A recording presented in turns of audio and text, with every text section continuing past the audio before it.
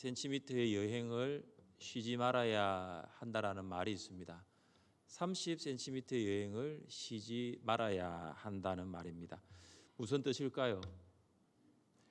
머리에서부터 가슴까지의 거리 30cm입니다. 그런데 그 거리는 우리의 인생을 좌우하기도 합니다. 사람들은 머리로 지식을 이해하고 합니다. 그러나 머리로 알게 되는 그 지식을 따르는 것, 그리고 그 지식을 내가 결단하고 행하는 것은 머리로 하는 것이 아니라 가슴으로 한다라는 뜻입니다. 결단, 적용, 이것은 머리에서 이루어지는 것이 아니라 마음에서 고백됩니다. 그래서 우리는 머리에서 가슴까지의 30cm의 여행을 쉬지 말아야 하는 것입니다. 말씀을 들을 때마다 말씀을 듣고 이해하셔야 합니다. 뿐만 아니라 그 말씀을 믿고 따르는 결단과 적용도 있어야 합니다. 모세는 희생 제물의 피를 제단과 백성에게 뿌린 후에 아론, 그의 두 아들 나답과 아비후 70명의 장로들과 함께 시내산으로 올라갑니다. 10절입니다. 이스라엘의 하나님을 보니 그의 발 아래에는 청옥을 편듯하고 하늘같이 청명하더라. 모세와 이스라엘의 지도자들이 시내산에서 누구를 봅니까? 10절 어떻게 시작하죠? 이스라엘의 하나님을 보니. 이스라엘의 하나님을 봅니다. 우리는 여기서 질문을 할 수가 있습니다. 모세와 아론, 나답과 아비후 70명의 장로들이 하나님을 직접 보았습니까? 말씀이 하나님을 보니 기록되어 있으므로 우리는 이스라엘 지도자들이 하나님을 직접 보았다라고 이해할 수 있습니다. 그렇다면 이스라엘 지도자들이 하나님의 본체를 직접 본 것일까요? 이 질문을 할 수 있습니다. 하나님을 보았다면 하나님의 본체를 직접 보았을까요? 12절 하반절에 기록된 내용을 보시기 바랍니다. 그의 발 아래에는 청옥을 편듯하고 하늘같이 청명하더라. 이스라엘의 지도자들이 하나님을 보았다라고 했는데 이것은 하나님의 본체를 본 것이 아니라 하나님의 영광을 본 것입니다. 그래서 하나님의 영광이 어떻게 묘사가 되고 있습니까? 하나님의 발 아래에는 청옥을 편듯하고 하늘같이 청명하더라. 청옥을 아주 쉽게 이야기하자면 보석 중에 사파이어가 있습니다.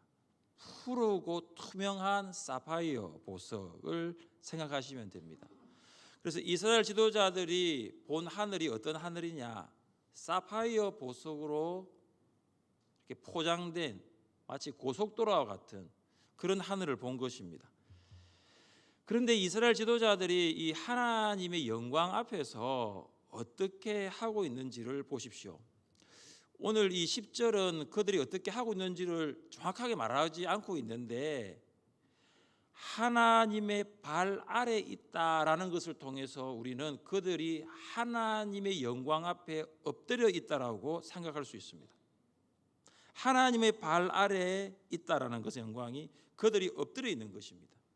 얼굴을 들고 있는 것이 아니라 머리를 숙이고 그 청옥을 편듯한 그 하나님의 영광 앞에 엎드려 있습니다. 그러니까 하나님의 영광 앞에 서 있을 수가 없었어요. 하나님의 영광 앞에 엎드려 있는 것입니다. 하나님의 사람은 하나님의 영광을 봅니다. 이사야 선지자는 성전에서 하나님의 영광을 보았습니다. 그 영광이 어떻게 묘사되어 있습니까? 우리 같이 한번 말씀을 읽어보겠습니다.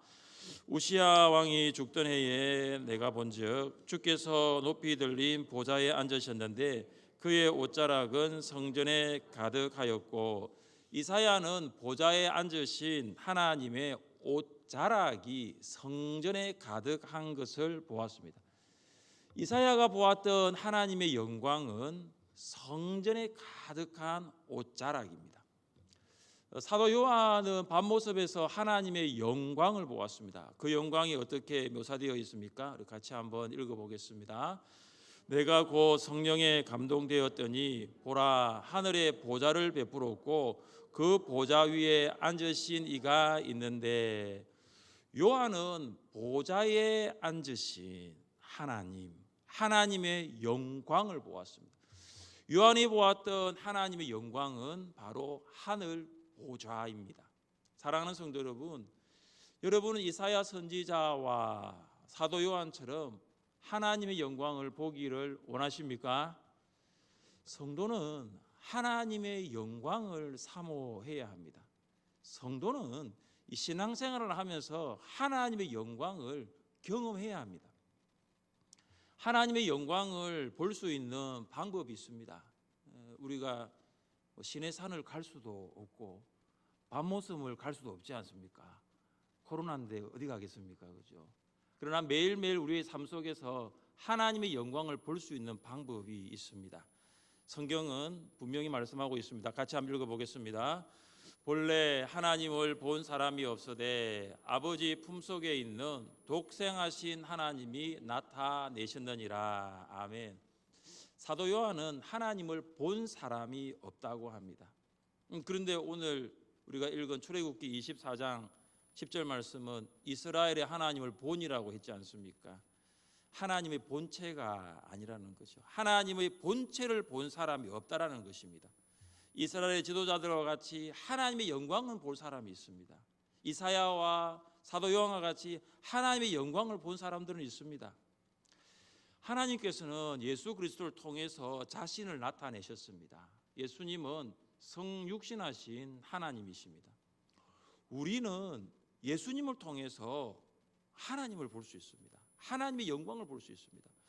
왜냐하면 아버지 품속에 독생하신 하나님이 나타내셨기 때문입니다. 예수님께서 세상에 오신 이유가 무엇입니까?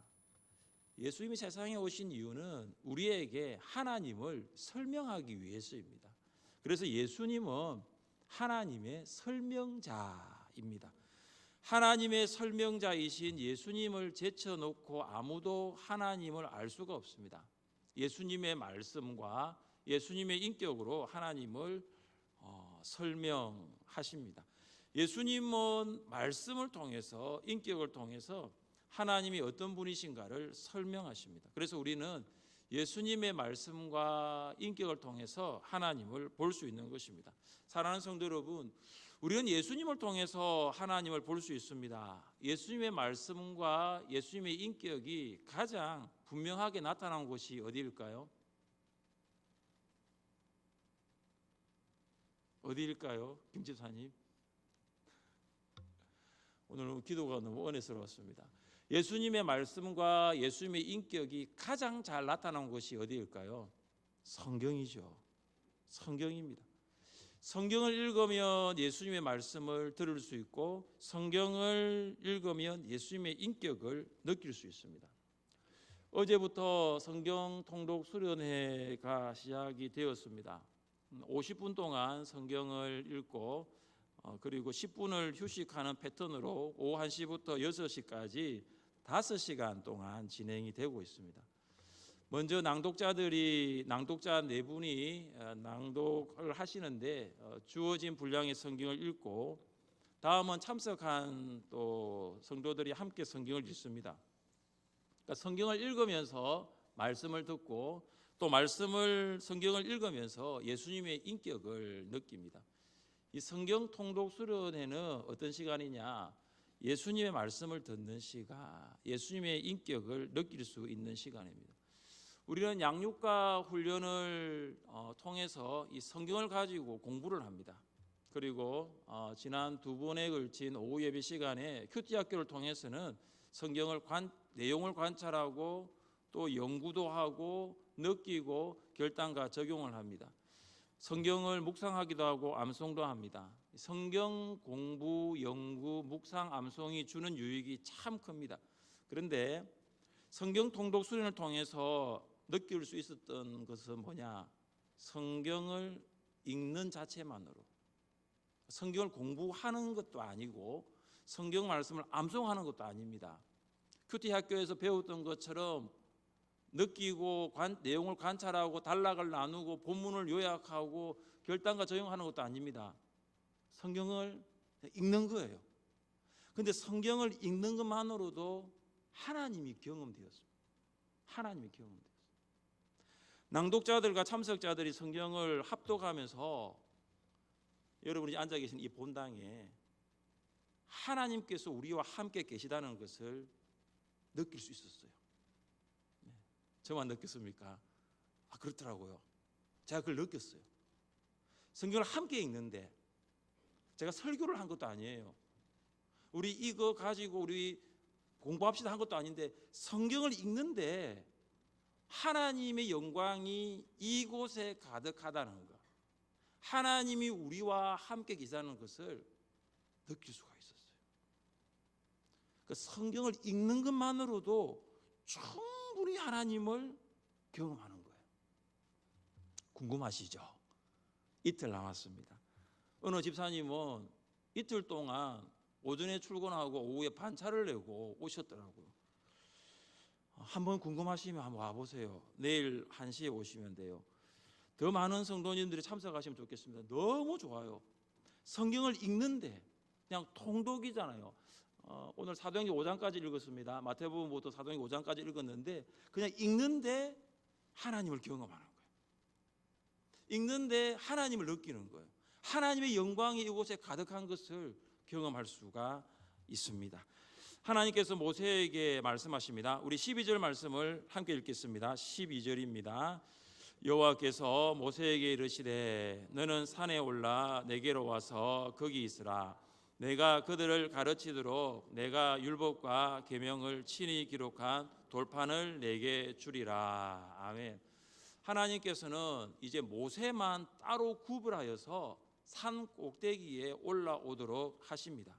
이유가 무엇일까요? 12절에 보시면 모세에게 율법과 계명, 다시 말해서 십계명, 그 십계명을 친히 기록하신 돌판을 주기 위해서입니다. 하나님께서 직접 만드신 돌판, 그 돌판에 직접 십계명을 기록하십니다. 그래서 십계명은 하나님께서 직접 주신 말씀입니다. 하나님께서 십계명을 돌판에 기록하십니다. 십계명이 돌판에 기록되었다는 것은 십계명의 성격을 잘 말해줍니다. 당시 관례가 국가 간의 조약 문서와 같은 아주 중요한 문서는 항구적으로 보존될 가치가 있었습니다. 그래서 어디에 기록하느냐? 돌판에 기록했습니다. 이처럼 하나님께서는 이스라엘 백성들이 영원토록 지키기 위해서 십계명을 돌판에 기록하여 주고자 하신 것입니다. 이 돌판은 두 개로 되어 있는데 하나님께서는 앞면, 뒷면에 이 십계명을 기록하십니다. 그리고 이 돌판은 다른 말로 이렇게 표현되기도 합니다. 우리 함께 말씀을 읽어보겠습니다. 모세가 돌이켜 산에서 내려오는데 두 증거판이 그의 손에 있고 그 판의 양면 이쪽 저쪽에 글자가 있으니 그 판은 하나님이 만드신 것이요 글자는 하나님이 쓰셔서 판에 새기신 것이더라. 아멘. 십계명이 기록된 돌판, 다른 말로 무엇입니까? 너무 빨리 지나가 버렸죠. 증거판입니다. 증거판. 나중에 한번 보십시오. 출애굽기 32장 15절과 16절입니다. 증거판이에요. 오늘 읽은 본문은 돌판이라 기록되어 있고 출애굽기 32장 15절에는 증거판이라고 그럽니다. 증거판. 왜 증거판이라고 표현되었을까요? 이것은 돌판에 기록된 십계명의 성격이 무엇인가를 잘 말해주고 있습니다. 십계명은 하나님의 뜻을 정언하기 때문입니다. 하나님의 뜻을 분명하게 정언하고 있는 것이 돌판에 새겨진 십계명입니다. 십계명은 하나님의 뜻에 대한 증거입니다. 사랑하는 성도 여러분, 하나님의 뜻이 무엇입니까? 우리는 하나님의 뜻이 무엇인가에 대해서 궁금하게 생각하곤 합니다. 그리고 우리는 우리 삶 속에서 그 하나님의 뜻이 이루어지기를 원합니다. 또 우리는 하나님의 뜻을 위해 기도합니다. 그런데 그 하나님의 뜻이 어디 있느냐? 바로 십계명에 있다는 거예요. 십계명이 하나님의 뜻을 증거하는 증거판입니다. 십계명에 하나님의 뜻이 있어요. 십계명을 아시죠? 십계명은 사랑이에요. 십계명은 하나님 사랑과 이웃 사랑에 대하여 말하고 있습니다. 하나님을 어떻게 사랑해야 하는가, 이웃을 어떻게 사랑해야 하는가를 가장 잘 말해주고 있는 것이 십계명이에요. 그래서 하나님의 뜻이 어디냐? 십계명입니다. 여러분 분명합니다. 다른 곳에서 하나님 뜻 찾지 마십시오. 성경을 다 보시고 십계명을 읽으시고 그 십계명에 따라서 사시며 하나님의 뜻대로 살아가는 성도의 삶입니다. 하나님께서 모세에게 직접 만든 돌판의 양면에 십계명을 친히 기록하셨습니다. 하나님께서 불러주시고 모세가 기록한 것이 아니라 하나님께서 돌판도 만드시고 십계명도 직접 기록하십니다. 그 이유가 무엇입니까? 우리 한 번 더 12절 말씀을 읽어보겠습니다. 12절입니다. 여호와께서 모세에게 이르시되 너는 산에 올라 내게로 와서 거기 있으라. 내가 그들을 가르치도록 내가 율법과 계명을 친히 기록한 돌판을 내게 주리라. 아멘. 하나님께서 모세에게 십계명 두 돌판을 주신 이유가 무엇입니까? 이스라엘 백성을 가르치게 하기 위해서입니다. 이스라엘 백성은 하나님의 은혜와 능력으로 출애굽하여 하나님의 백성이 되었습니다. 그런데 하나님의 백성으로서 어떻게 살아가야 하는가에 대해서는 알지 못합니다. 그래서 하나님께서는 모세를 하나님 말씀을 전하는 전달자로 부르십니다. 모세는 하나님 말씀의 전달자입니다. 모세는 하나님의 백성의 삶을 이스라엘 백성에게 전달해야 합니다. 말씀의 전달자 모세는 이스라엘 백성들에게 가르칩니다. 그리고 이스라엘 백성들은 모세로부터 하나님의 말씀을 배웁니다. 이렇게 되면 이스라엘 백성은 하나님의 백성으로 살아갈 수 있습니다. 예수님은 말씀의 전달자입니다. 예수님은 제자들과 무리에게 말씀을 가르치셨습니다. 여러분 마태복음 5장부터 시작되는 산상수훈의 첫 시작이 어떻게 되는지 아십니까? 예수께서 무리를 보시고 산에 올라가 앉으시니 제자들이 나온지라 입을 열어 가르쳐 이르시되. 예수님께서 제자들에게 가장 먼저 한 것이 뭐냐면 가르쳤습니다. 입을 열어 산에서 가르치셨습니다. 예수님은 회당에서도 가르치셨습니다. 예수께서 곧 안식일에 회당에 들어가 가르치시매. 예수님은 성전에서도 가르치셨습니다. 예수께서 성전에 들어가 가르치실세. 예수님의 사역 가운데 많은 사역이 있지만 가장 먼저 했던 사역이 뭐냐면 말씀을 가르치는 사역이었습니다. 예수님은 산이든지 회당이든지 성전이든지 사람들이 있는 곳이라면 어디서든지 말씀을 가르치셨습니다. 그리고 예수님은 부활 이후 성천하시기 전에 제자들에게 이렇게 명령하십니다. 우리 같이 한번 읽어보겠습니다. 내가 너희에게 분부한 모든 것을 가르쳐 지키게 하라. 예수님은 제자들에게 분부한 모든 것을 가르쳐 지키게 하라고 명령하였습니다. 제자들은 성령의 충만을 받은 후에 예루살렘 교회 성도들에게 말씀을 가르치셨습니다. 사랑하는 성도 여러분, 모세와 예수님, 제자들은 모두 말씀의 전달자로서 말씀을 가르쳤습니다. 말씀을 가르치는 것 하나님의 뜻입니다. 하나님께서는 교회가 말씀을 가르치고 성도가 말씀을 가르침 받기를 원하십니다. 목자는 목원들에게 말씀을 가르치는 말씀의 전달자입니다. 교사도 마찬가지입니다. 다음 세대에게 말씀을 가르치는 말씀의 전달자입니다. 하나님께서 모세에게 말씀을 전달하신 것처럼 여러분에게도 말씀을 전달하셨습니다. 그럼 부모는 어떤 사람입니까? 동일합니다. 부모는 자녀들에게 말씀을 가르치는 말씀의 전달자입니다. 사랑하는 여러분, 하나님으로부터 전달된 하나님의 말씀이 여러분의 목원들에게, 다음 세대들에게, 자녀들에게 잘 가르치는 말씀의 전달자가 될 수 있기를 주님의 이름으로 축복합니다. 모세는 아론과 훌에게 백성을 맡깁니다. 모세가 없는 동안 이스라엘 공동체의 문제를 잘 해결할 수 있으리라 판단했기 때문입니다. 그리고 모세는 여호수아와 함께 시내산으로 올라갑니다.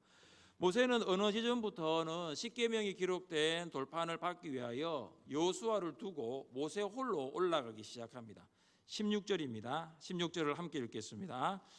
여호와의 영광이 시내 산 위에 머무르고 구름이 여세 동안 산을 가리더니 일곱째 날에 여호와께서 구름 가운데서 모세를 부르시니라. 아멘. 모세가 시내 산에 오르자 하나님의 영광이 산 위에 머뭅니다. 구름이 6일 동안 이 시내 산을 가립니다. 그리고 7일째 하나님께서 구름 가운데서 모세를 부르십니다. 여러분 16절에 보시면 여호와의 영광도 나오고 구름도 나와요. 16절에는 이 구름을 여호와의 영광으로 바꾸어도 자연스러워요. 제가 구름을 여호와의 영광으로 바꾸어서 16절을 다시 한번 읽어보겠습니다. 여호와의 영광이 시내 산 위에 머무르고 여호와의 영광이 여세 동안 산을 가리더니 일곱째 날에 여호와께서 여호와의 영광 가운데서 모세를 부르시느니라. 자연스럽죠. 왜냐하면 구름이 하나님의 영광으로 나타났기 때문에 그렇습니다. 여러분 출애굽기를 읽어보면 구름이 하나님의 영광과 동일시되는 것을 여러분 아십니다. 같이 한번 읽어보겠습니다. 아론이 이스라엘 자손의 온 회중에게 말하며 그들이 광야를 바라보니 여호와의 영광이 구름 속에 나타나더라. 구름이 하나님의 영광으로 나타난 것입니다. 모세는 하나님의 영광 가운데 6일이라는 시간을 보냅니다. 다시 말해서 모세가 하나님의 영광 가운데에 있는 것입니다. 16절에 보시면 머무르다라는 단어가 나옵니다. 이 머무르다라는 단어는 참 중요합니다. 이 신구약을 간통하는 단어 중에 한 가지가 머무르다입니다. 이 머무르다는 거주하다, 정착하다라는 뜻입니다. 그래서 이 머무르다를 생각할 때에 두 가지를 여러분 꼭 기억하십시오. 하나는 뭐냐면 성막이에요. 또 하나는 성육신하신 예수님이십니다. 하나님께서 광야에서 성막에 거하시겠다고 말씀하십니다. 내가 그들 중에 거할 성소를 그들이 나를 위하여 짓되, 하나님께서 어디에 거하시겠다고 말씀하시냐면은 내가 성막에 거하겠다고 하십니다. 그리고 이스라엘 백성들이 성막에서 나를 만날 것이라고 말씀하십니다. 신약에서 요한복음 1장 14절에 보시면 똑같은 단어가 사용됩니다. 말씀이 육신이 되어 우리 가운데 거하심에 우리가 그 영광을 보니 아버지의 독생자의 영광이요 은혜와 진리가 충만하더라. 여기 보시면 거하심에라는 단어가 있습니다. 하나님께서는 육신을 입으신 아들 예수님을 통하여 성도들 안에 거하십니다. 그래서 하나님께서는 구약시대 때는 성막에 거하셔서 이스라엘 백성과 만나시고, 신약시대는 성육신하신 예수 그리스도를 통하여 우리와 함께 거하십니다. 사랑하는 성도 여러분, 하나님께서 여러분 가운데 거하심을 믿으십니까? 하나님께서는 성령을 통하여 우리 가운데 거하십니다. 우리는 성령으로 예수님을 믿고 성령으로 하나님께서 우리 가운데 거하고 계심을 알 수 있습니다. 모세가 시내산에서 구름으로 하나님의 영광 가운데 거하였던 것처럼 우리는 성령으로 하나님의 영광 가운데 거합니다. 코로나19 오미크론 변이 바이러스가 전 세계에 거하는 것처럼 보입니다. 우리나라를 뒤덮고 있는 것처럼 느껴지고 울산을 덮고 있는 것처럼 느껴지는 것 같아요. 마치 그런 것 같아요. 그러나 여러분, 우리는 오미크론 이 변이가 온 세계를 덮고 있는 것이 아니라 하나님께서 온 세계를 덮고 있다. 하나님의 영광이 우리 가운데 거하고 있다는 것을 믿음의 눈을 열어 바라볼 수 있기를 바랍니다. 믿음의 눈을 여십시오. 믿음의 눈을 여셔서 우리 가운데 친히 거하기를 원하시는 하나님의 영광을 보시기 바랍니다. 6일이라는 시간, 이 시간은 모세가 하나님의 말씀을 받기 위해 준비하는 시간입니다. 드디어 6일이 지났어요. 하나님께서 모세를 부르십니다. 우리 18절 말씀을 함께 읽겠습니다. 모세는 구름 속으로 들어가서 산 위에 올랐으며 모세가 40일 40야를 산에 있으니라. 아멘. 모세가 시내산에 오른 지 6일이 지났습니다. 6일 동안 기다린 시간이죠. 하나님께서 부르심에 따라 이제 모세가 산 꼭대기에 오릅니다. 그리고 모세는 그곳에 머물면서 40일을 보냅니다. 40일 동안 시내산에서 성막에 대한 내용을 듣게 되고 제사에 대한 규정을 하나님으로부터 받습니다. 사랑하는 성도 여러분, 모세가 하나님 말씀을 받기 위하여 6일을 기다렸어요. 6일 동안 준비했어요. 우리는 하나님의 말씀을 받기 위하여 준비하고 있습니까? 마음의 준비를 하고 있습니까? 하나님의 말씀을 받기 위하여 준비하지 못한 마음에는 하나님 말씀이 거하지 않습니다. 우리는 돌판이 아니라 하나님의 말씀을 돌판이 아니라 마음판에 새기기 위하여 우리는 준비를 해야 합니다. 돌판에 말씀을 새기기 위하여도 6일을 준비했어요. 그러면 우리는 마음판에 말씀을 새기기 위하여 얼마를 준비해야 할까요?